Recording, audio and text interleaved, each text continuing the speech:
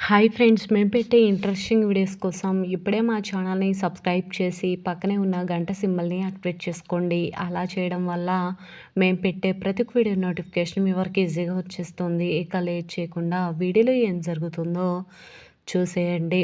రాజు అలాగే శ్వేత ఇద్దరిని పెళ్లి కొడుకు పెళ్లి కూతురుగా రెడీ చేసి తీసుకొచ్చి పీటల మీద కూర్చోబెట్టడంతో రూప వచ్చి ఈ విధంగా అంటూ ఉంటుంది. రాజు, నువ్వు శ్వేత మెడలో తాళి కట్టాలి అంటే ముందు నా మెడలో ఉన్న తాళిని తెంచి తర్వాత శ్వేత మెడలో కట్టు అనగానే పెళ్ళికి వచ్చిన ప్రతాప్ అక్కడికి వచ్చిన ప్రతి ఒక్కరు కూడా చూసి షాక్ అయిపోతారు. ఈలోపు రేణుకని తీసుకొని బాలమణి హడావిడిగా పరిగెత్తుకుంటూ వచ్చి పెళ్ళి ఆపండి అనగానే ఇక అర్థం కాక ముత్యాలు ఈ విధంగా అంటూ ఉంటుంది. ఏంటి వదిన, మీరు లేకుండా పెళ్ళి ఎక్కడ జరిగిపోతుందో అని హడావిడిగా వచ్చారా? రండి, ఇంకా పెళ్ళి జరగలేదు అనగానే ఈ పెళ్ళి జరిగిపోతుందని రాలేదమ్మా, ఈ పెళ్ళి ఆపడానికి వచ్చాను. నీ 2 కిడ్నీలు పాడైపోయి నువ్వు హాస్పిటల్ బెడ్ మీద చావు బ్రతుకుల మధ్యలో ఉంటే నా బిడ్డ నీకు కిడ్నీ ఇచ్చి కాపాడింది. అలాంటి బిడ్డతో నీ కొడుకు పెళ్లి చేయకుండా సీఎం కూతురుతో నీ పెళ్లి చేస్తావా? అది ఎంతవరకు కరెక్ట్? అమ్మాయి గారు రాజు జీవితంలోకి రాకముందే రేణుకకి రాజుకి నిశ్చితార్థం జరిగిపోయింది కదా. నీ కొడుకు దుబాయ్ పోవడానికి కూడా కారణమైన నా కూతురిని మర్చిపోయి ఇప్పుడు నువ్వు సీఎం కూతురుతో నీ కొడుకు పెళ్ళి ఎలా చేస్తావు అని చెప్పి ఈ విధంగా ముత్యాలని కడిగి పడేస్తుంది బాలమణి. అప్పటికైనా రాజు నోరు తెరిచి మరి రూపనే ముత్యాలకి కిడ్నీ ఇచ్చిందన్న విషయం బయట పెడితే మరి రాజు శ్వేతల పెళ్ళిని జరగడానికి ముత్యాలు అంగీకరిస్తుందా? మరి నిజంగా శ్వేత ఏం చేయబోతుంది, అసలు ఏం జరుగుతుంది తెలుసుకోవాలి అంటే ఈ వీడియో చివరి వరకు చూడండి ఫ్రెండ్స్. నచ్చితే ఒక లైక్ చేయటం మర్చిపోకండి. ఇక లేట్ చేయకుండా వీడియోలో ఏం జరుగుతుందో చూసేయండి. ఇకపోతే రాజు రూప దగ్గరికి రావాలని రూపతో మాట్లాడాలని చెప్పి రేణుక ఇంటికి వస్తాడు. ఎందుకంటే రేణుక ఇంట్లో కింద ప్రతాప్ వాళ్ళు ఉంటున్నారు కాబట్టి ఎలాగైనా రూపతో మాట్లాడాలి, తనకి ధైర్యం చెప్పాలని రాజు వస్తూ ఉంటాడు. పైన రేణుక రాజు పెళ్ళి రేపు ఎలాగైనా ఆపాలి అని చెప్పి ఆలోచిస్తూ ఉంటుంది.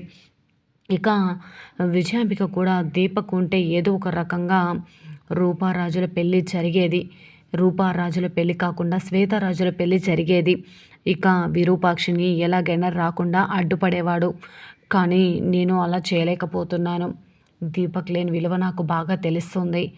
కనీసం నేను ఆ రాజు శ్వేతల పెళ్ళైనా ఆపగలగాలి అని ఈ విధంగా అనుకుంటూ చాలా ఇదిగా ఆలోచిస్తూ ఉంటుంది.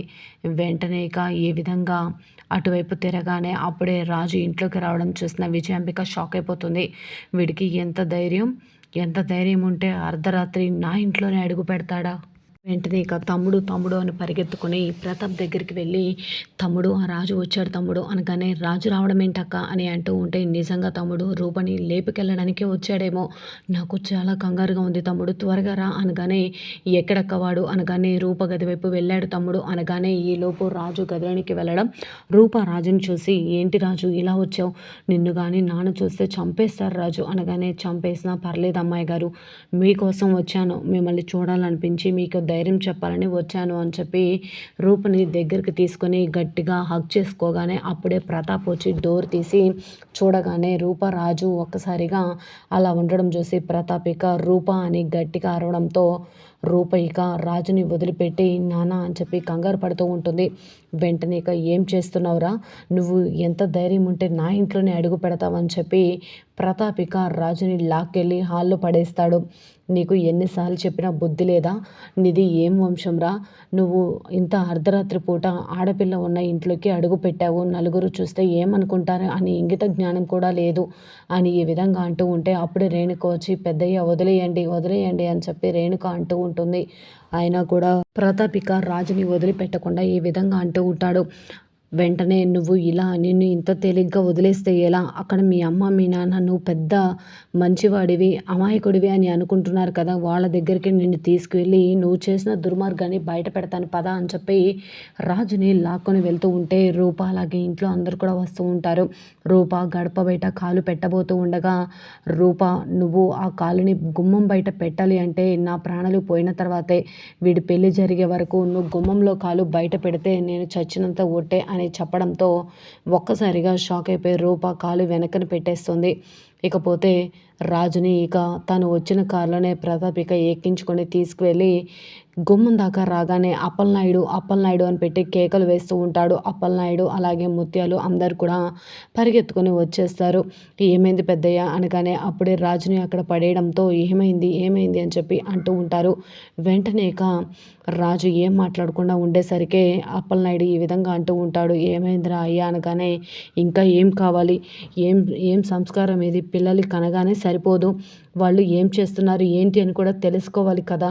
నీ కొడుకు అర్ధరాత్రి ఒక ఆడపిల్ల ఉన్న ఇంట్లోకి ఒంటరిగా జొరబడ్డమే కాకుండా తన గదిలోకి ఏకంగా వచ్చేశాడు అంటే మీ పెంపకం ఎలాంటిదో అర్థమవుతుంది అని చెప్పి నానా రకాలుగా ప్రతాపిక అంటూ ఉంటే అప్పలనాయుడు ముత్యాలు అలానే చూస్తూ ఉంటారు. అంటే మా కొడుక్కి సీఎం సంబంధం కుదిరిందని మీరు లేనిపోని నిందలు వేస్తున్నారు అనగానే నీ కొడుకుకి సీఎం కూతురుతో పెళ్లి జరిపిస్తావో పీఎం కూతురుతో పెళ్లి జరిపిస్తావో నాకేంటి, నాకు అవసరం లేదు. కానీ నీ కొడుకు ఇంకొకసారి నా ఇంటి వైపు కానీ నా గుమ్మ వైపు కానీ నా బిడ్డ వైపు కానీ చూస్తే అక్కడే చంపేస్తాను, ఇప్పుడే అక్కడే చంపేసేవాడని. కానీ రేపు ఇంకొక ఆడపిల్లతో వాడికి పెళ్లి జరుగుతుంది, ఆడపిల్ల ఎన్నో ఆశలు పెట్టుకుని ఉంటుంది కాబట్టి ఎందుకని ఊరుకున్నాను అని చెప్పి అక్కడి నుంచి కోపంగా వెళ్ళిపోతాడు. వెంటనే వెళ్ళిపోతూ నా బిడ్డని మీరు ఇంటి కోడలిగా తీసుకురావాలని అనుకుంటున్నారేమో, ఇక్కడికి వచ్చే వరకు నాకే ఆ విడాకుల సంగతి తెలియదు, అలాంటిది ఎక్కడో అఘాతంలో ఉన్న విరూపాక్షికి ఎలా తెలిసి తను ఇక్కడికి వచ్చింది అని అంటూ ఉంటే ముత్యాలు అప్పలనాయుడు వైపు చూస్తూ ఉంటుంది. ఎన్ని జన్మలు ఎత్తినా నా బిడ్డను ఇంటి కోడలిగా చెయ్యను అని చెప్పి కోపంగా ప్రతాప్ వెళ్ళిపోతాడు. ఇకపోతే రాజు అలానే చూస్తూ ఉంటే వెంటనే ఏంటయ్యా నేను చచ్చిపోవడమే నీకు కరెక్ట్ అనిపిస్తుంది కదా, నేను చచ్చిపోతానని చెప్పి ముత్యాలు అంటూ ఉంటే అమ్మ అది కాదు అనగానే రేపు నీకు శ్వేతకి పెళ్ళి, తేడా వస్తే సీఎం గారు మనల్ని ఏమైనా చేయగలరు, అలాంటిది నువ్వు ఇలా చేసావని తెలిస్తే ఊరుకోర్రా అయ్యా అని చెప్పి ఈ విధంగా అంటూ ఉంటే సరేనమ్మా అని చెప్పేసి అంటూ ఉంటాడు. వెంటనే ముత్యాలు అనడంతో సరే అని చెప్పేసి రాజు అలాగే అందరూ కూడా వెళ్ళి పడుకుంటారు. ఉదయాన్నే పెళ్ళి అని చెప్పడంతో అందరూ కూడా వెళ్ళి పడుకుంటారు కాబట్టి రాజు ఆలోచిస్తూ ఉంటాడు రూప గురించి, రూప కూడా రాజు గురించి ఆలోచిస్తూ ఉంటుంది. ఇకపోతే ఉదయాన్నే రెడీ అవ్వకపోవడంతో ముత్యాలు వచ్చి ఏంట్రా రాజు రెడీ అవ్వలేదు అని అరుస్తూ ఉంటుంది. అమ్మ నేను పెళ్లి చేసుకోను, అమ్మాయి గారి జీవితం నాశనం చేయడం నాకు ఇష్టం లేదు, ఆ అమ్మాయి గారు నా కోసమే బతుకుతున్నారమ్మా అని ఈ విధంగా అంటూ ఉంటే వాళ్ళ నాన్న ఎన్నెన్ని మాటలు అన్నాడు నీకు ఇంకా అర్థం కాలేదు కదా, అయినా నువ్వెందుకు ఇలా చేస్తున్నావని నేను అడగను, నువ్వు ఆ శ్వేతని పెళ్లి చేసుకోకపోతే ఈ తల్లి నీకు ఉండదు అని చెప్పి బెదిరిస్తూ ఉంటే రాజుకి మరో మార్గం లేక శ్వేత పక్కన పెళ్లిపీటల మీద ఎక్కి కూర్చుంటాడు. ఇకపోతే రూప పరిగెత్తుకుంటూ వచ్చి రాజు నువ్వు నా మెడలో ఉన్న తాళిని తెంచి శ్వేత మెడలో తాళి కట్టు అనగానే ఒక్కసారిగా షాక్ అయిపోతాడు రాజు. వెంటనే రేణుక అలాగే వెంటనే బాలమణి కూడా వచ్చి నీకు కిడ్నీ దానం చేసిన నా కూతురిని వదిలిపెట్టి సీఎం కూతురుతో నీ కొడుకు పెళ్ళి ఎలా చేస్తావు అని చెప్పి బాలమణి కూడా వాదన పెట్టుకుంటూ ఉంటుంది. మరి రాజు అప్పటికైనా నోరు తెరిచి రూపనే ముత్యాలకి కిడ్నీ ఇచ్చిందన్న విషయం బయట పెడతాడా?